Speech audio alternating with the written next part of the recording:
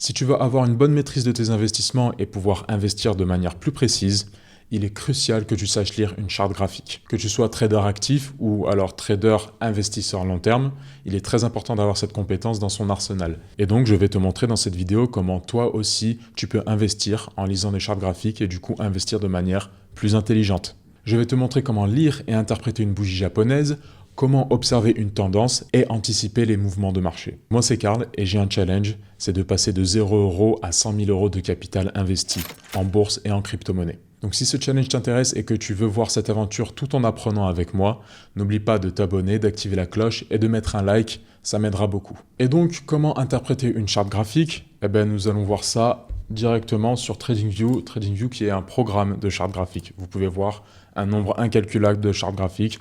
Peu importe l'asset que vous tradez ou sur lequel vous investissez, vous pouvez le voir sur TradingView. Sur TradingView, vous avez là la charte graphique du S&P 500. Donc pour l'instant, on va se cantonner qu'au S&P 500 pour l'exemple.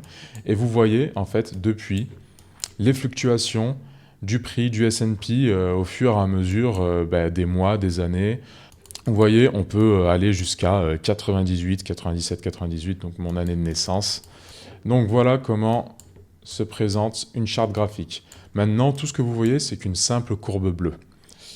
Eh bien, nous, ce qui va nous intéresser aujourd'hui, c'est de voir les chandeliers japonais. Donc, on met candles et là, on a des chandeliers japonais. Une bougie, on va dire bougie, hein, c'est plus rapide, plus simple. Une bougie représente un mouvement de prix d'une certaine unité de temps. Donc là, on est en daily. Donc ça, toute cette bougie, c'est ce qui s'est passé en une journée. Donc là, on est en une journée, on est en journalier, c'est-à-dire que c'est une bougie journalière. On peut très bien descendre et aller dans du 1 heure. Ça veut dire que chaque bougie que vous voyez, c'est la fluctuation du prix en 1 heure. Là, on est par exemple en 4 heures. Donc ça veut dire que chaque bougie représente la fluctuation ou le mouvement du prix en 4 heures. Mais on va rester en daily parce que nous, on est plus long terme, on est plus investisseur. On peut aller sur du 5 minutes, voire du 1 minute. Donc ça, 1 minute, chaque minute représente le prix. Donc chaque bougie représente le prix en 1 minute du S&P 500. On va rester en daily parce qu'on est des investisseurs et qu'on investit long terme. Donc maintenant, comment lire un chandelier japonais? C'est très simple, plus simple que dans les fictions financières. Donc on a un rectangle qu'on va mettre... on va commencer avec du vert, ce sera plus facile. Donc le vert qui est la bougie haussière. Donc, si je prends ça, voilà, je vais tout mettre en vert. Voilà. Donc ce qui est bien avec TradingView, c'est qu'on peut customiser à fond ces chartes graphiques, les bougies, tout ce que vous voulez. Donc voilà, voici une bougie japonaise haussière. La bougie japonaise est constituée d'un corps et je ne me souviens plus comment ça s'appelle, d'une tige, peu importe, j'ai le nom en anglais mais pas en français, c'est ce qui est dingue. Donc voilà, donc le corps représente l'ouverture et la clôture du prix dans un temps donné. On va dire qu'on est en daily par exemple. Donc ça c'est une bougie en daily. Ça veut dire qu'à minuit, le prix, la bougie a commencé à se créer avec l'ouverture à ce prix-là, à cette ligne-ci. Ok ? Donc, il y a eu des fluctuations de marché, donc c'est allé à la baisse, à la hausse, à la baisse, à la hausse, pour terminer là. Ça veut dire que le prix a clôturé ici, à ce jour. On va dire qu'aujourd'hui, cette bougie a clôturé là. Donc, on a un corps qui a clôturé à la hausse. Et tout simplement, ce que vous voyez donc sur cette tige, c'est le prix le plus haut où est allé le marché, où est allé le S&P, et ça c'est le point le plus bas, donc c'est-à-dire le prix le plus bas qu'a atteint le S&P dans cette bougie. Maintenant, on a tout simplement la même chose, mais à l'inverse, pour évidemment une bougie baissière. Et bien là c'est pareil, ce qui s'est passé c'est que cette fois-ci, le marché, donc le S&P, le prix du S&P a ouvert ici, aujourd'hui, pour terminer ici, aujourd'hui, pour clôturer ici. Et donc là, on voit du point le plus haut de la bougie, de cette mèche, voilà, une mèche.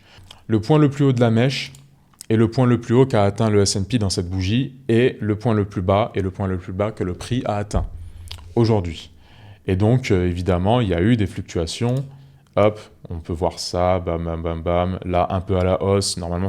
Donc là, comme ça, cette bougie est censée être verte et là, elle redevient rouge. Donc voilà. Et donc on a une bougie verte haussière, une bougie rouge haussière. Vous savez comment lire une bougie japonaise. Et maintenant, on va voir comment on peut interpréter ça sur la vraie charte, hein, pour le coup, du S&P 500. Donc là, pour l'instant, aujourd'hui, on est sur cette bougie qui est en train de se former. Donc comme la journée n'est toujours pas terminée, on voit là qu'il reste 4h38 précisément de mouvements financiers. Donc cette petite bougie que vous voyez, représente les mouvements journaliers qu'il y a eu aujourd'hui. Et donc chaque bougie japonaise que vous voyez, en fait, c'est formé grâce à des événements, des algorithmes, de l'arbitrage extrême, donc des robots de trading ou tout ce que vous voulez, et des institutions financières. Nous, en tant que particuliers, en tant qu'investisseurs particuliers, nous n'allons faire bouger, nous ne faisons pas bouger le marché. Nous ne sommes pas des mastodontes comme des BlackRock ou des grosses banques ou des quoi que ce soit. Et donc là, on peut voir que cette bougie est fortement à la baisse. C'est ce qu'on appelle une bougie d'avalement. Donc une bougie d'avalement est une bougie dont le corps est plus gros et plus important que la mèche. Si vous vous en souvenez, à cette date-là, c'était lorsque Trump a imposé des tarifs aux Chinois, et donc le marché n'a pas aimé ça, et le S&P est drastiquement tombé. Mais ça, ce n'est pas tellement grave. Nous, comme on vise le long terme, on ne s'inquiète pas d'une baisse comme ça. C'est précisément à ce moment-là, d'ailleurs, qu'il ne faut pas stresser. Donc si vous voyez ce genre de bougie, si vous êtes en tout cas un investisseur long terme, vous devriez être content.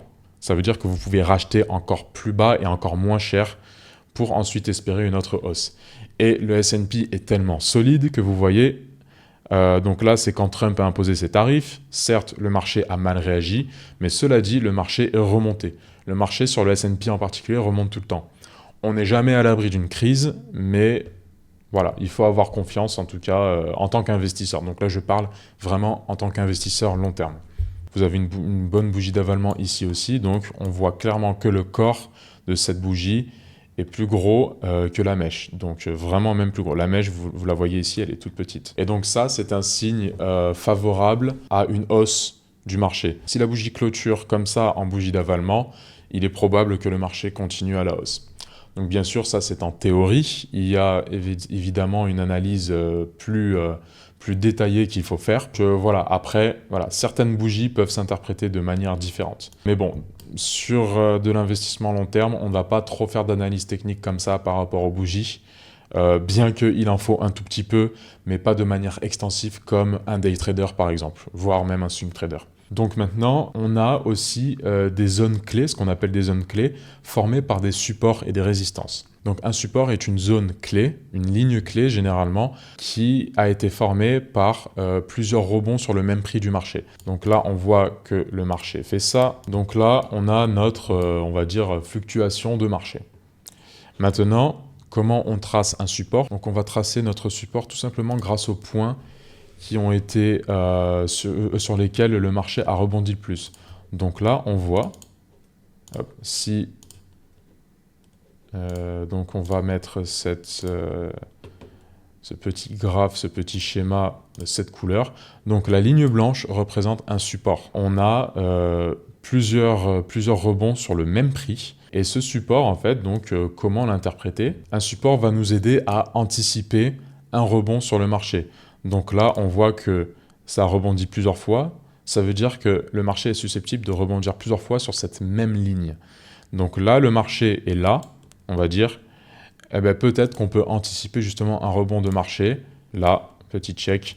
Donc là, on peut se dire peut-être qu'on peut acheter ici et optimiser justement notre entrée dans le marché. On a la même chose pour les résistances. Donc si je duplique cette ligne, on a une ligne qui s'appelle support. Et donc on remarque là qu'il y a plusieurs rebonds.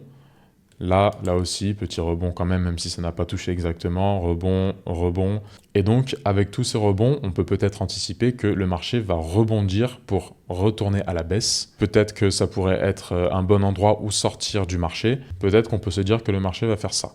Donc voilà, donc ça c'est les supports et les résistances, c'est la base. Mais donc comment on peut voir ça sur une vraie charte avec des vraies bougies? On va retourner sur TradingView. Donc là, on peut voir qu'il y a une résistance qui est devenue support.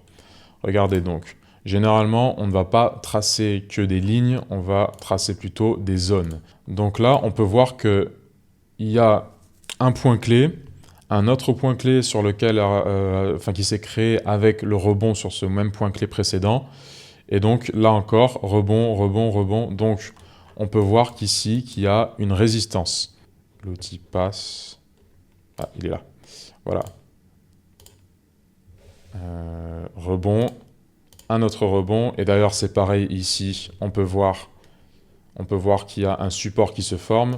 Mais on va le tracer juste après. Hop. Rebond. Là, le marché hésite. Il stagne un peu. Hop. Pour ensuite casser la résistance. Donc, qu'est-ce qui se passe là? On a une résistance, tout simplement. On va juste changer la couleur pour mieux voir. Donc, voilà. Donc, on a résistance qui, en fait, crée un espèce de plafond sur le prix. Mais vous remarquez aussi qu'on a un support qui s'est créé ici. Hop, sur ce point clé, sur ce prix de 3820, on va dire, 3820. Et donc ensuite, le prix a cassé justement cette résistance. On peut interpréter que le marché, le S&P 500, va aller plus à la hausse. Donc maintenant, qu'est-ce qui se passe? C'est que la résistance, une fois cassée, peut devenir support. Donc on voit là, par exemple, si on reprend cet outil, donc le marché fait sa vie, hop, hop, et là, bam, ça a touché le prix sur lequel le marché a rebondi plusieurs fois. La résistance précédente est devenue un support. Donc on attend. Hop, on voit le marché qui est sur notre résistance, mais du coup qui est sur notre support. Et on peut se dire que c'est peut-être un bon moment pour acheter. Ce qui pourrait être intelligent de faire, c'est de combiner ça avec l'actualité géoéconomique ou économique tout simplement. Donc ça, c'est une simple analyse des marchés financiers. C'est ce qu'il y a de plus basique. La lecture des bougies japonaises et support et résistance. En tant qu'investisseur, on peut aller bien plus loin, mais là, ça fera l'objet d'une autre vidéo. D'ailleurs, si tu veux me voir utiliser ces stratégies et même des stratégies plus complexes en tant qu'investisseur pour passer de 0 € à 100 000 €, eh ben, n'oublie pas de t'abonner et n'oublie pas de mettre un like et mets en commentaire si tu veux voir ce genre de vidéo ou si tu veux voir d'autres vidéos ou si tu as des questions. Et même interagir tout court, je suis ouvert à toute discussion. Et donc, hop, on revient là sur TradingView.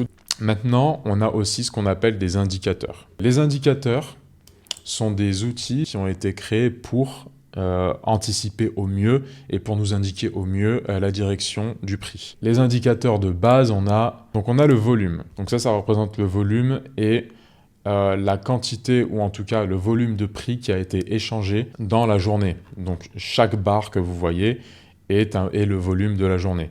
Donc on peut voir qu'il y avait un volume positif, c'est-à-dire il y avait beaucoup plus d'achats. Et donc on peut voir par exemple aussi aujourd'hui que le marché va probablement fermer à la hausse et donc avec un volume positif, c'est-à-dire qu'il y avait un volume d'achat beaucoup plus important. Ça veut dire que les acheteurs étaient plus agressifs aujourd'hui. Mais donc il n'y a pas que les volumes évidemment, il y a une quantité infinie d'indicateurs techniques et je vais vous en présenter deux autres. On a aussi la moyenne mobile. Donc là, on est sur une moyenne mobile 50. Et donc, en fait, c'est une courbe qui représente une moyenne calculée en fonction du prix du marché, en fonction de ses fluctuations, en fonction des mouvements du prix. Donc là, on est sur une moyenne mobile exponentielle qu'on appelle. Cette moyenne est calculée en permanence. Donc, pour le coup, à chaque mouvement, cette moyenne est calculée. Et cette moyenne, qu'est-ce qu'elle nous permet de faire? Elle nous permet de voir où est-ce que potentiellement le marché peut rebondir. En tout cas, c'est comme ça qu'on peut l'utiliser. Cette moyenne aussi représente tout simplement la tendance. Là, on voit clairement que la tendance est haussière. Donc on a une moyenne qui n'arrête pas de progresser. Donc, et là, on voit le prix qui est passé sous cette moyenne mobile et la moyenne mobile qui continue de baisser. Et donc la moyenne mobile, donc on va juste retirer le volume. Donc on est toujours dans une notion de support et de résistance. Mais plus cette fois-ci dynamique. Donc là, par exemple, là c'est le moment où Trump a fait bouger les marchés financiers quand il a annoncé les tarifs pour les Chinois. Et donc le marché n'a pas aimé, mais le marché, on voit, a rebondi sur cette moyenne mobile, sur la moyenne mobile 50, si vous voulez voir ça sur TradingView. Et donc là, on peut se dire, très intéressant, peut-être qu'on peut racheter à ce moment-là. Donc si le marché, si cette bougie n'a pas clôturé en dessous de cette moyenne, on est plutôt favorable pour racheter du S&P 500. Donc c'est une interprétation, on peut créer interpréter de différentes manières, créer son analyse à soi, sa stratégie. Ce n'est qu'une manière, en tout cas c'est une manière de base d'utiliser cet indicateur technique. Et donc maintenant, le dernier indicateur technique que je vais montrer, c'est le RSI. Et donc le RSI, Relative Strength Index en anglais, donc on a deux courbes. Généralement, on va s'intéresser à ce que fait la courbe violette. Donc la courbe jaune est tout simplement une espèce de moyenne mobile. Maintenant, la courbe qui est en violet, qu'est-ce qu'elle nous indique? Elle nous indique si le marché est trop haut ou s'il est trop bas. Donc là, par exemple, vous pouvez voir que le marché est trop bas. Le RSI, par défaut, a des niveaux clés qui sont 30, 50 et 70. Lorsqu'on passe en dessous de 30, lorsque cette courbe violette passe en dessous de 30, ça veut dire que le marché est trop baissier et qu'une hausse est à anticiper. Mais si le marché dépasse les 70 ou est trop dans les 70, ben là, on peut se dire qu'il va peut-être y avoir un rebond et ça vaut peut-être la peine de vendre. Ce n'est pas une règle absolue là encore, mais c'est un des indicateurs de base pour les traders long terme ou en tout cas même les investisseurs long terme. Donc là, on peut voir que le marché à ce moment-là était suracheté et donc qu'il y avait une vente potentielle à faire. On peut voir ça, on peut peut-être anticiper une baisse du prix et réanticiper une hausse. Donc c'est plutôt assez intéressant, surtout si on est swing trader ou trader long terme. Maintenant, si vous êtes trader, scalper, day trader, tout ce que vous voulez, le RSI est aussi utilisé, mais est moins pertinent que d'autres outils qui existent. Si on veut optimiser nos entrées et faire plus d'analyse sur des assets, sur d'autres instruments financiers, c'est très pertinent de pouvoir lire une charte graphique. À 90% du temps, c'est très pertinent de toute façon. Donc, il faut quand même s'y intéresser. Mais n'oublie pas que lire un graphique n'est pas deviner l'avenir, mais c'est comment interpréter le passé pour anticiper l'avenir. Et cette stratégie fait partie des nombreuses stratégies que je vais utiliser pour passer de 0 à 100 000 $ de capital investi en bourse et en crypto-monnaie. Donc, si l'aventure t'intéresse, n'oublie pas de t'abonner et de lâcher un like, active la cloche, et nous, on se retrouve plus tard pour une autre vidéo.